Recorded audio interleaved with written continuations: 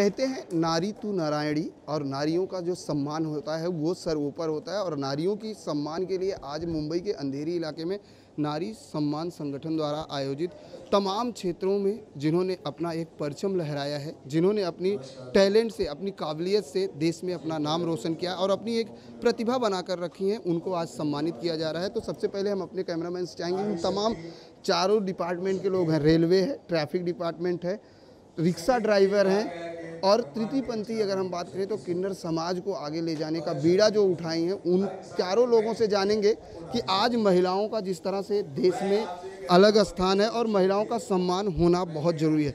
Madam, सबसे पहले तो जानना चाहेंगे कि आज आपको यहाँ पर महिला सम्मान से सम्मानित किया गया, कैसा प्राउड फील होता है? एक्चुअली यहाँ पे सच में हम लोग को बहुत अच्छा लगा क्योंकि महिला का सम्मान हो रहा है। और यहाँ पे जो है प्रैक्टिकली जो काम कर रहे हैं उनका सम्मान हो रहा है, वो देख के बहुत अच्छा लगा। और मैं अपने आप को भी खुशनसीब समझती हूँ क्योंकि मैं भी 10 साल से एज ए चैरिटी में एक संस्था चलाती हूँ और मेरे बच्चे बहुत अच्छी तरह से खेल रहे हैं और इनका उन्होंने सम्मान किया, उसके लिए मुझे बहुत अच्छा लगा। मैं बहुत शुक्रगुजार हूँ। मैम, नाम जानना चाहेंगे आप? मैं ललिता भोसले वेस्टर्न रेलवे से हूँ। मैं इंटरनेशनल कबड्डी प्लेयर हूँ। मैंने भारत का वाइस कैप्टनशिप किया हुआ है और मेरे जो बच्चे हैं मैं 10 साल से सिखाती हूँ। वो बच्चे कहाँ से कहाँ पहुँच गए, उसके लिए मैं अपने आप को भी प्राउड फील करती हूँ। और इन्होंने मुझे सत्कार किया उनके लिए उनके भी मैं शुक्रगुजार हूँ। Thank you very much. Thank you. धन्यवाद।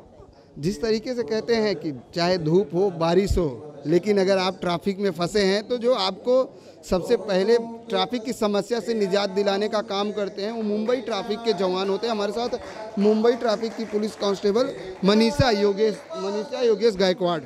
मैडम, सबसे पहले तो इतने बिजी शेड्यूल में दिन भर धूप में चाहे बारिश हो आप लोगों को ड्यूटी करनी होती है, आज यहाँ पर आपका सम्मान किया गया, किस तरह से देखते हैं? आज कहा जाता है नारी तू नारायणी हो और आज महिलाएं हर क्षेत्र में आगे हैं।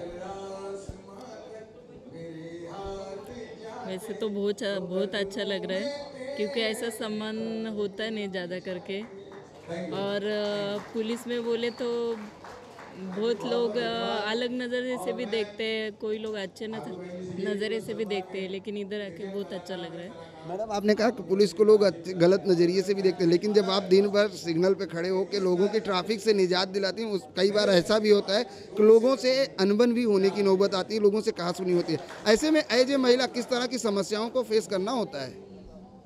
ऐसे तो बहुत समस्या को फेस करना होता है, लेकिन हम लोग ज़्यादा करके इग्नोर करते हैं उस बात को, झगड़ा वगैरह करते नहीं, ज़्यादा करके सॉफ्टली लेते बहुत। इसके लिए सिग्नल पर लोगों की ट्रैफिक हटाना आपकी ड्यूटी है। आज यहाँ पर एज ए महिला आपको सम्मान दिया जा रहा है, तो किस तरह का प्राउड फीलिंग है और उन महिलाओं को क्या संदेश देना चाहेंगे? संदेश देना चाहूँगी इसी तरह से काम करते रहो अच्छी तरह से, बस इतना ही बोलना चाहूँगी। बिल्कुल, ऐसे ही काम करते रहो। महिलाओं के हम मिलाएंगे एक एक से, लेकिन जब ट्रैफिक पुलिस की बात करें और रिक्शा ड्राइवर, आज कहा जाता है महिलाओं के बेरोजगार के लिए काम लगातार करती हैं। आपसे जानना चाहेंगे सबसे पहले आप कहाँ पर रिक्शा चलाती हैं? मैं कुर्ला बीकेसी यहाँ पे रिक्शा चलाती हूँ। कहाँ पे? Kurla BKC Bandra, Kurla Bandra complex. आपका नाम? मेरा नाम कुसुम किशोर जाधव। कुसुम जी, जब आप पहली बार रिक्शा लेकर रोड पर निकली होंगी तो किस तरह का माहौल बना होगा? कितना भी कई आलोचनाएं भी झेलनी पड़ी होंगी?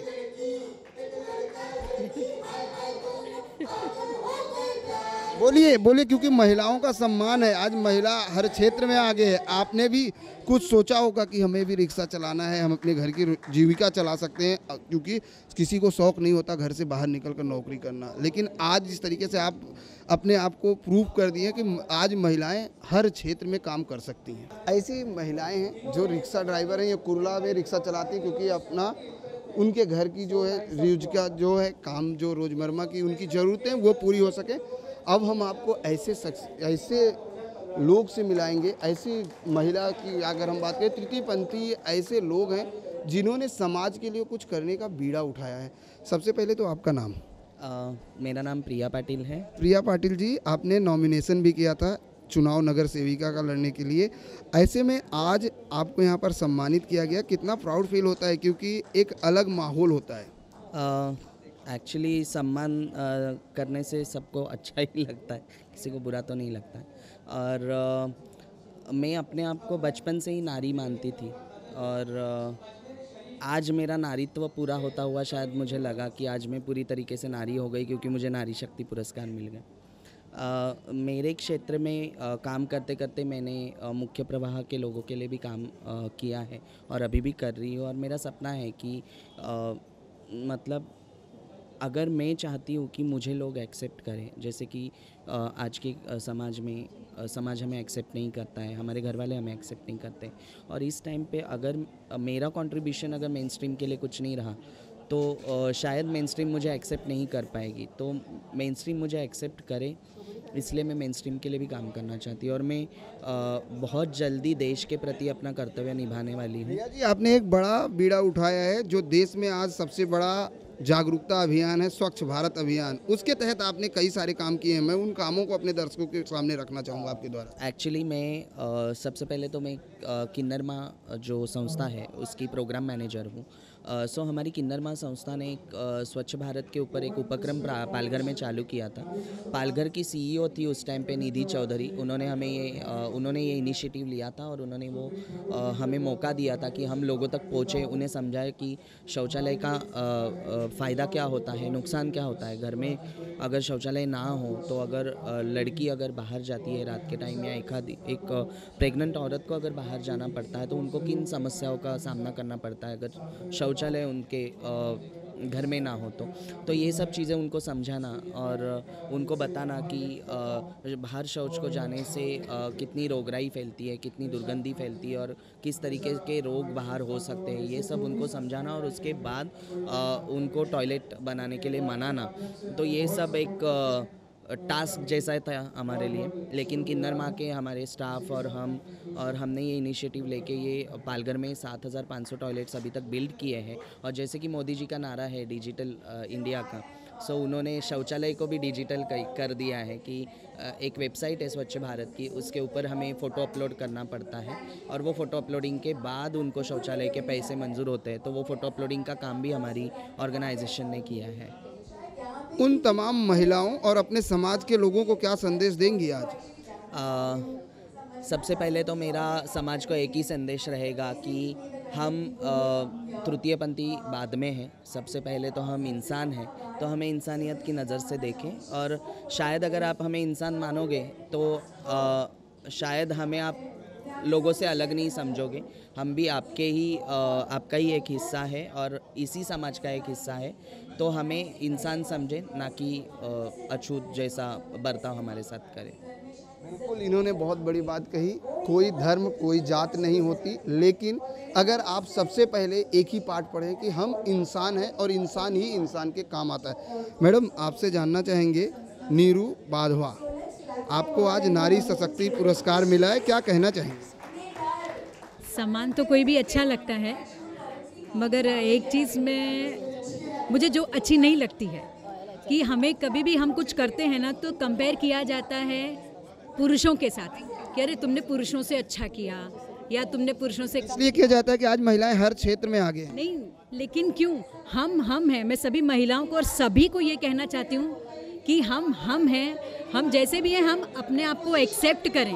हम क्यों कंपेयर करें? हो सकता है वो हमसे अच्छे हों या हम उनसे अच्छे हों, बट हम हैं, हमें वही रहना है। हमको किसी से कंपैरिजन की ज़रूरत नहीं। इससे हम ही उनको ऊंचा दर्जा देते हैं ना, पुरुषों को, क्योंकि हम उनको अपने आप को उनसे कंपेयर करते हैं। इसीलिए मैं नहीं चाहती किसी से कंपेयर हो।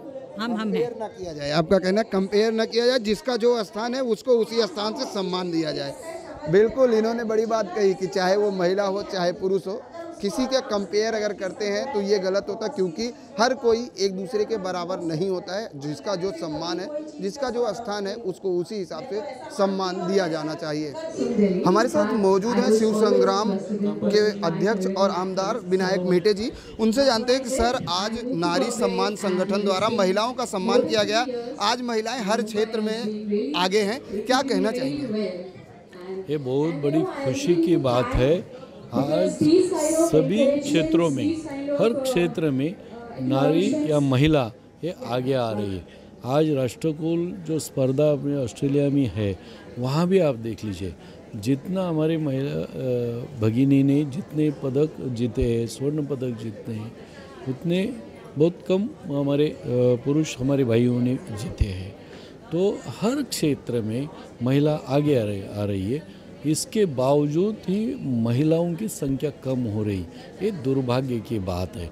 ये सभी हर पिता ने, हर माँ ने, हर भाई ने सोचना चाहिए कि हमारी भगिनी हो या कोई भी हो, लेडीज़ किसी से कम नहीं है।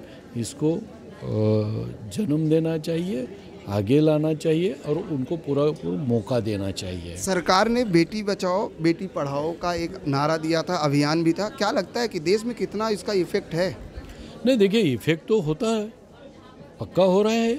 क्योंकि जब ये 2011 में जो सेंसस आया था तो महाराष्ट्र की जो लेडीज़ की संख्या 1000 के पीछे 802 थी। आज उससे काफ़ी बढ़ गई है। तो इफेक्ट तो हो रहा है, बेटी बचाओ बेटी पढ़ाओ तो हो रहा है। तो लेकिन सरकार के बजाय हर घर के आदमी ने या लेडीज़ ने ये सोचना चाहिए, जिसको जन्म देना है या बच्चा हो या बच्ची हो, उनको आने देना चाहिए। ये उन्होंने करना आने देना चाहिए। एक सवाल थोड़ा हटके, क्योंकि आपने शिवाजी महाराज के स्मारक का जो है सबसे पहले आपने ही नाम किया था कि यहाँ पर बनना चाहिए। भूमि पूजन हो चुका है, 2019 का चुनाव भी आ गया, सिर्फ भूमि पूजन है, अब तक काम शुरू नहीं हुआ। देरी किस कहाँ पे है? देखिए, L&T को ये काम देने का फैसला हो चुका है, उसके एग्रीमेंट की प्रोसेस शुरू हो गई है। ये प्रोसेस ख़त्म होने के बाद उसका काम शुरू हो जाएगा। आज आरक्षण का मुद्दा बहुत गरमाया हुआ है, हर तरफ जो है आरक्षण को लेकर भूख हड़तालें जारी हैं। क्या कहना चाहेंगे आरक्षण को लेकर? देखिए, आरक्षण तो आज हर समाज मांग रहा है, तो इसका विचार सरकार ने करना चाहिए। और एक जो पहले 50% की जो पॉलिसी है, सुप्रीम कोर्ट ने गाइडलाइन दी है, उसके बारे में एक बार सोचना चाहिए। कांग्रेस के बाद बीजेपी भूख हड़ताल पे बैठती है सत्ता में रहने के बाद, क्या लगता है? इलेक्शन नजदीक आ रहे हैं, इसका मतलब यही है। यानी ये जो भूख हड़ताल है अब वो इलेक्शन का मुद्दा माना जाए? वही मैं बोल रहा हूँ कि इलेक्शन नजदीक आ रहे हैं, इसलिए अभी सब महिलाओं के सम्मान में भारती लवेकर मैदान में, महिलाओं के सम्मान के लेकर भारती लवेकर आज जो है यहाँ पर मौजूद हैं। सबसे पहले तो मैडम, जिस तरीके से आज महिलाओं की सम्मान की गई है, क्या कहना चाहेंगे? महिलाओं के लिए आज हर क्षेत्र में, आज हम चाहे स्पोर्ट की बात करते हैं, वायुसेना की बात करते हैं, नेवी की बात करें, हर जगह महिलाएं हैं। क्या कहना चाहेंगे? आज नारी शक्ति का सम्मान आज यहाँ पे हुआ है, बहुत अच्छा प्रोग्राम हुआ है। मैं सुंदरी ठाकुर जी का भी अभिनंदन करती हूँ। जहाँ जहाँ नारी शक्ति आपको दिखाई देती है, वहाँ पे कुछ न कुछ अच्छा ही आपको दिखाई देगा। और हर क्षेत्र में महिलाएं आगे हैं, हर क्षेत्र में। ऐसा कोई भी क्षेत्र नहीं है। जो रिक्शा चलाने का क्षेत्र है वो तो हमेशा पुरुष चलाते हैं, लेकिन आजकल महिलाएं भी चलाने लगी है। मतलब छोटा हो बड़ा हो, हर क्षेत्र में महिलाएं आगे आ रही है। इसलिए मुझे बहुत गर्व महसूस होता है कि महिलाएं आगे आ रही है। नारी तू नारायणी कहा जाता है, महिलाओं को नारी तू नारायणी कहा जाता है। आज महिला कितना सुरक्षित है देश में?